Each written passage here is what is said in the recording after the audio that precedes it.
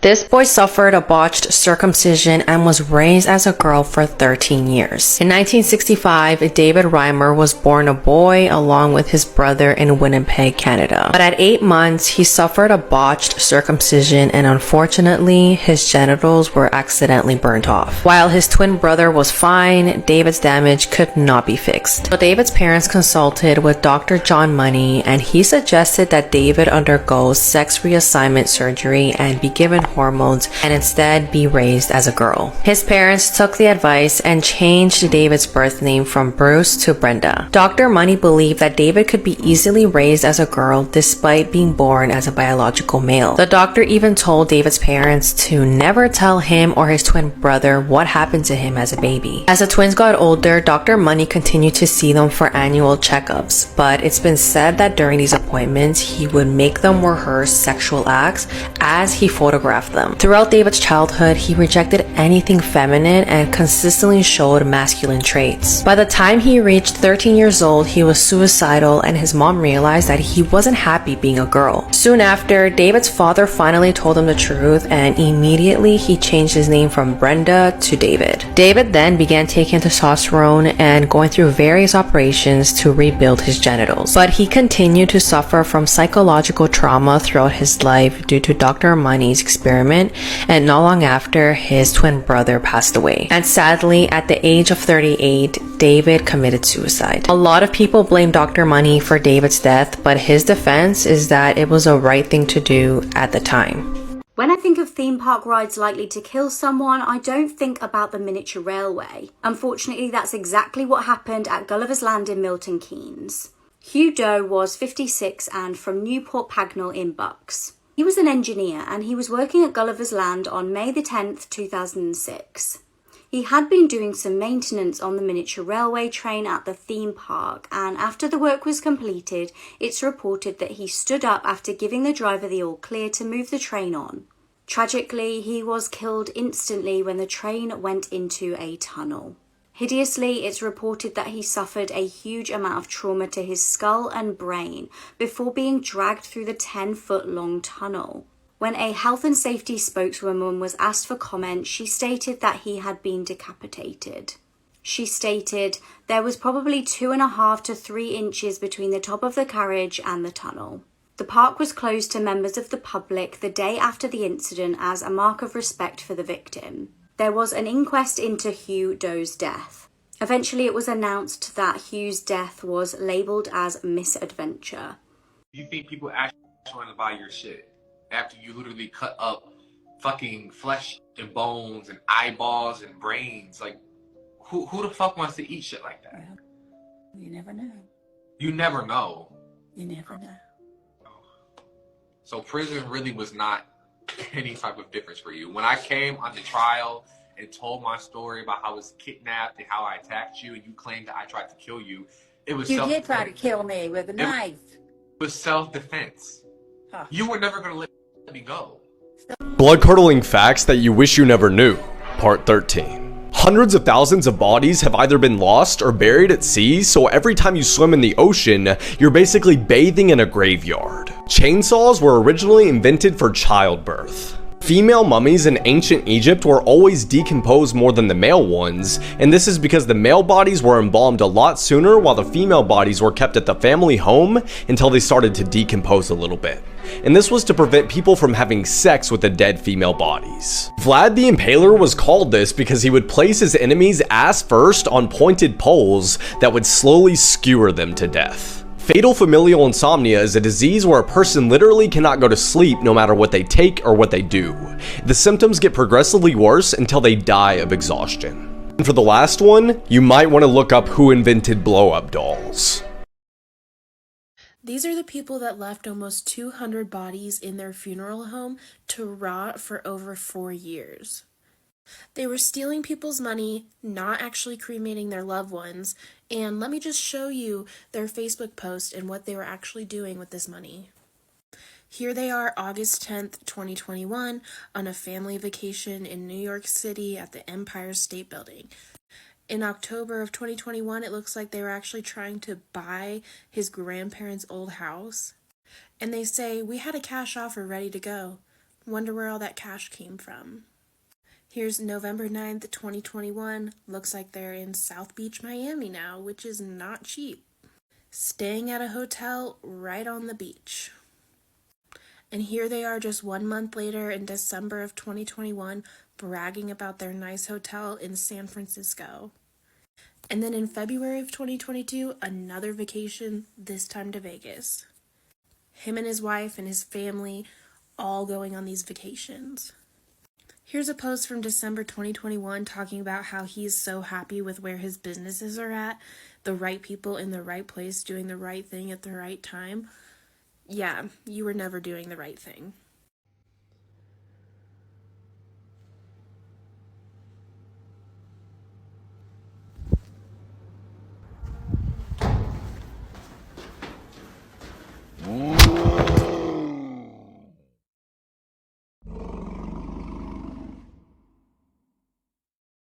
He says that having his own fingers amputated has made him feel more complete. Yet he says he's only 46% of the way to becoming an alien, and what he has planned next is disturbing. This man hails from Montpellier, France, and his name is Anthony Lafredo. Anthony calls himself the Black Alien. He began his transformation at the age of 27, and in order to look less and less like a human, he's already had tattoos all over his body, as well as numerous cosmetic surgeries such as removing his tongue, nose, ears, and 2 fingers. He's also had his teeth dyed purple and the whites of his eyes black. He even had silicone implants implanted. To justify all this, he explains, first you have to know what you want, then you have to have the courage to say it, and finally you have to have the energy to do it. According to some sources, his next steps are to have his legs amputated and to become very thin. So we wonder what he'll look like when he's reached 100% of his transformation. And more importantly, we wonder why nobody's stopping him because he's clearly hurting himself. But he says, I'm lucky enough to live the life I want, to do what I want physically.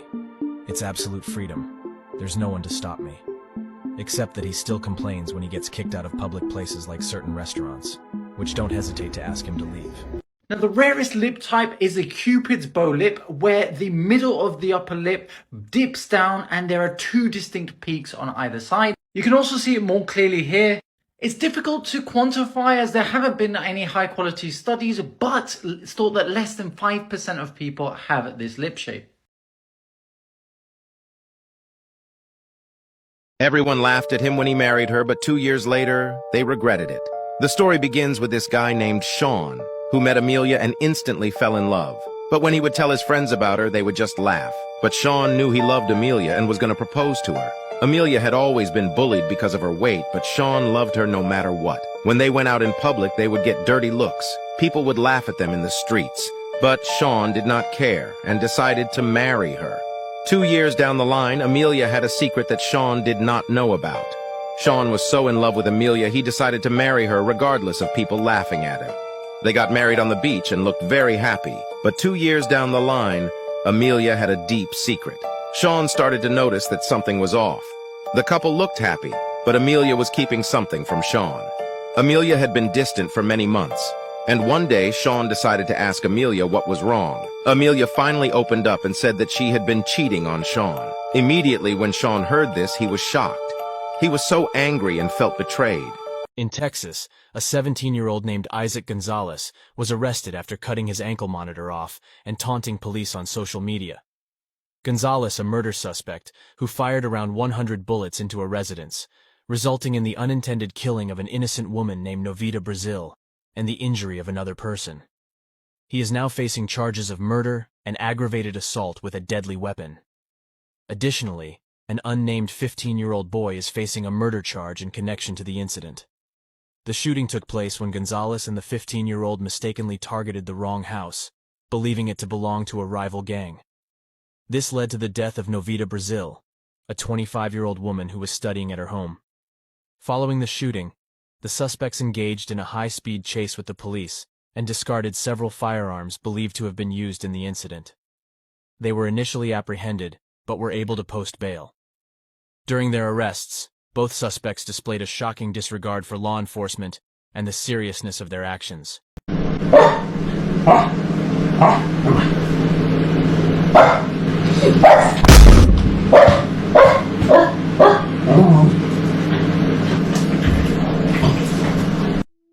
this pedophile mom in Ohio committed one of the most horrific crimes I've ever read about. I'm going to add a trigger warning in here right now. This is a very, very disturbing story, so viewer discretion is advised. So this is Ashley Jessup from Ohio. And in 2012, she was found guilty of rape and sentenced to life in prison. But who did Ashley assault? Well, it was her own 10-month-old baby. At the time of this crime, Ashley was dating 24-year-old Jordan Russell. The two seemed to be very in love, and they frequently exchanged explicit materials over email and text message, of themselves, obviously. But then in August of 2011, Jordan asked Ashley to do something shocking. He asked her to perform explicit acts on her own 10-month-old baby son. And obviously he wanted her to film it and send it to him so he could keep these videos and images. And for some shocking reason, Ashley actually obliged. And she performed graphic and gruesome acts on her own son. So later that month, Jordan had actually broken up with Ashley and he already had a new girlfriend. And this new girlfriend of Jordan's was going through his computer when she discovered these extremely disturbing images and contacted the police. So obviously when the details of this case were made public, everybody was absolutely shocked. And the judge in this case actually stated that in his 30-year career, this was one of the most bizarre and disturbing cases he had ever had to cover. So Ashley was eventually convicted of a litany of charges, including assault, rape on a minor, everything like that. And she's still in prison to this day, serving out that life sentence. Now, this is a really, really disturbing story, and I really do think that she should be in prison for a very, very long time. The scene of one of the most notorious crimes of the 1990s is for sale in Boulder, Colorado. The house where JonBenet Ramsey lived and died has hit the market for $6.25 million. I've done my best to match up the listing photos with the crime scene photos, so we're going to take a walk through and see what's changed and what remains the same. But first, let's talk about that price. A recent study done by Real Estate Witch tells us that a full 37% of people would consider it a deal breaker if the home that they were buying was the scene of a violent crime. So let's take a look through and see if you think they changed enough to warrant that high price. Here's what it looked like in '96 on the outside. Since 1998, they installed privacy gates and they actually changed the address of the house. Here's what the house looks like today inside. In this crime scene photo of the dining room, take a look at the French doors. They just painted them black and they left the same hardware. Much of the first floor looks exactly the same as it used to, even down to the curtain rods in this family room. New owners have put in a brand new kitchen. You can see the recognizable black and white tile flooring is gone, but they've kept this walk-in refrigerator and added a new stainless steel panel to the front. In the butler's pantry, the black and white tiling is still there. At first glance, the bathrooms in this house might appear updated. When you look a little closer at these old crime scene photos, you'll see they've added a new sink and top, but this vanity and the drawer pulls are exactly the same. And in some of the bathrooms, the distinctive black tile around the tub is still there. In the primary suite, we see that they replaced the old blue carpeting for some fresh beige carpeting, but not much else has changed. Even the wall sconces are the same. Downstairs in the basement, where many think the crime occurred, it's been completely renovated. In this room, the new owners put in a wine cellar. While the rest of the basement used to be a series of storage rooms, it's now one big open entertaining space. Obviously, a lot of this price comes down to the stunning location, but this house was sold in 1998 for only $650,000, and it has been on and off the market at least 6 times since then, most recently with a huge price increase. This place is already priced way higher than any homes around it. So what do you guys think? Would you live here? This woman was shot and killed by a real-life killer clown. Marlene Warren opened her door to see a clown holding flowers and balloons. As the 40-year-old woman reached out to take the gift, the clown pulled out shooting her in front of her son. Her son said this was a full clown costume, makeup, a red nose, wig, and the clown calmly walked away and drove off in a white Chrysler. And Marlene Warren sadly passed away in the hospital a short time later. This happened in 1990 in Palm Beach, Florida, but it sadly remained unsolved for 27 years. And the killer was sentenced this year in 2023. Her husband Michael looked suspicious because he was not home at the time. But because of the elaborate disguise, her son was unable to make a helpful police sketch. The same year of the murder, a coworker of Marlene's husband tipped off police that his wife had been having an affair. His wife left him, and then Michael, now being widowed, married her in 2002. And in 2017, Sheila Keene Warren was arrested for the murder of Marlene Warren. So what was the most damning evidence, and why would solving this take 27 years? Testimony from a local shop placed Sheila buying the costume 2 days before the incident. Also, this was May, so I don't know why she picked a clown costume. Here's another photo of her, and what I'm assuming is a different clown costume. Maybe this lady just had a thing for clowns. A white Chrysler was located a few days after Marlene's passing, and inside they found a long brown hair and orange fibers. Similar orange fibers were found in Sheila's home, and they were likely from the clown wig. This was in 1990, and DNA testing was in its infancy. The cold case was reopened, and the brown hair was tested to be Sheila's, Michael's new wife. She was arrested in 2017, but wasn't sentenced until 2023. Sheila was sentenced to just 12 years for the murder as part of a plea deal.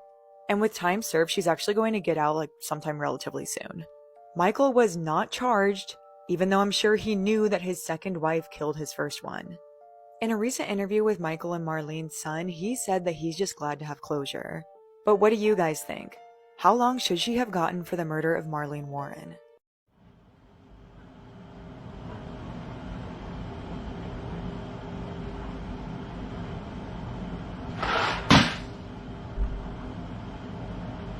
This is the Trey Sesler case, the YouTuber who murdered his entire family. This is Trey Sesler, and he was known as Mr. Anime on YouTube. Back in the early days of YouTube, Trey was actually a super popular creator on the platform. And he's also been credited to kickstart the anime community all on YouTube. In his videos, he would review anime, video games, and stuff like that. And he got a couple 100,000 followers. But as time went on, people started to realize something wasn't right. He started to make a lot of videos with weapons in them, like guns, and he also posted images and talked about how he had killed animals. He used real weapons in some of his videos, and he even went to random buildings at night and just shot at them for no reason at all. But in 2012, Trey's life would take a disturbing turn. In February of that year, he posted on his channel saying that he was going to reward himself and take a break. But on March 13th, 2012, he said he found a new job, which was 100% going to prevent him from posting on YouTube in the future. And on March 20th, 2012, Trey decided he was going to kill people. And he decided to start out by killing his family. On that day, he went to his family's home and lured his mom into the garage. And he then shot her in the chest at point blank range, killing her. He then went back into the house and shot his brother dead in the head. Trey's father, who was sleeping, woke up from all the gunshots and walked over to investigate. And Trey then shot him in the chest just like he did to his mom. And to even make it more sinister, after doing this and killing his entire family, he walked around the house killing all of the family's pets. He then took ammunition and weapons and started walking towards the high school at the end of the street. And we could all assume what his climactic plan was. Trey later claimed that he wanted to kill at least 70 students at the school so that he could be the deadliest mass killer in United States history. And he said he killed his family first because he didn't want them to see what he was about to do, and said that he was completely inspired by the Columbine killers. But thankfully, right before Trey was about to commit the shooting at the school, he backed down and was quickly arrested afterwards. Also, after the shootings, it was discovered that he had written a lot of stuff all over the doors and walls, and this was evidence that he had been disturbed for quite a long time. This is just an insane case, and I can't believe stuff like this happens so consistently in our world. 911, where's your emergency? My house. Okay, what's the emergency? I just killed my mom and my sister. You just killed your mother and your sister? How did you do that? I shot them with a .22 revolver. Are you sure they're dead? Yes. Okay, I want you to stay on the phone with me, okay? Are you all right? Yeah, I'm fine. Okay. Where is the gun? It's on the kitchen counter. Is there any reason that you were so angry at your mother and your sister? I don't know. I wasn't, it's weird. I wasn't even really angry with them. It just kind of happened. I've been kind of planning on killing for a while now. The two of them, or just anybody? Pretty much anybody. Why? I don't know. I don't really like people's kind of attitude. Right. I think they're very like, you know, emotional, I don't know, verbally rude to each other and stuff like that. Right. I don't know. It's okay. It's just my family, I don't know, they're just kind of really, I guess this is really selfish to say, but to me, I felt like they were just suffocating me in a way. I don't know. I think, obviously, you know, I'm pretty, I guess, evil, but that's, whatever. Okay, Sorry. no, don't be sorry. I'm listening, okay? You have my undivided attention. This is really gonna mess me up for this, you know, in the future. See, my sister, I told my sister that my mom needed her. Mm-hmm. She was in her room, and she came out of her room, and I shot her, rolled down the stairs, and I shot her again. Then I went down and I shot my mom about maybe 3 or 4 times. But I'll never forget this. My sister, she came down the stairs and she was screaming, and I was telling her that I'm sorry, but just told Bill that, you know, I was just gonna make it go away, you know, but she just kept on freaking out. But finally she fell down and I shot her in the head about probably 3 times. So they're both downstairs? Yes. Okay, where are you? In the kitchen. Okay. You're not sitting by the gun, are you? No, it's about like 10 or 15 feet away from me. All right. Where's your dad? He's out of town. Do you know where he is? Out of town? Washington, D.C. And for, I guess, future reference, I don't really want to see any of my family members, you know. Like if visiting or whatever. I don't know how it works or anything, but I just don't want any type of visitors. This girl was kept in a box and used as a sex slave for 7 years. 20-year-old Colleen Stan is an American woman who was kidnapped and held as a sex slave by Cameron and Janice Hooker in their California home for over 7 years between 1977 and 1984. Her case has received international fame and has been a subject of many books, films, and television series. On May 19th, 1977, Colleen Stan was hitchhiking from her home in Eugene, Oregon, to a friend's home in Northern California where she was heading to a birthday party.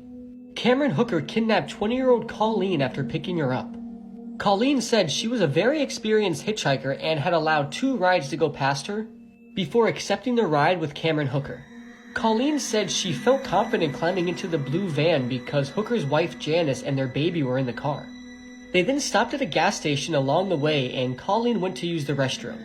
And she said a voice told her to run out and jump out the window and never look back, but she never did, which she definitely regrets.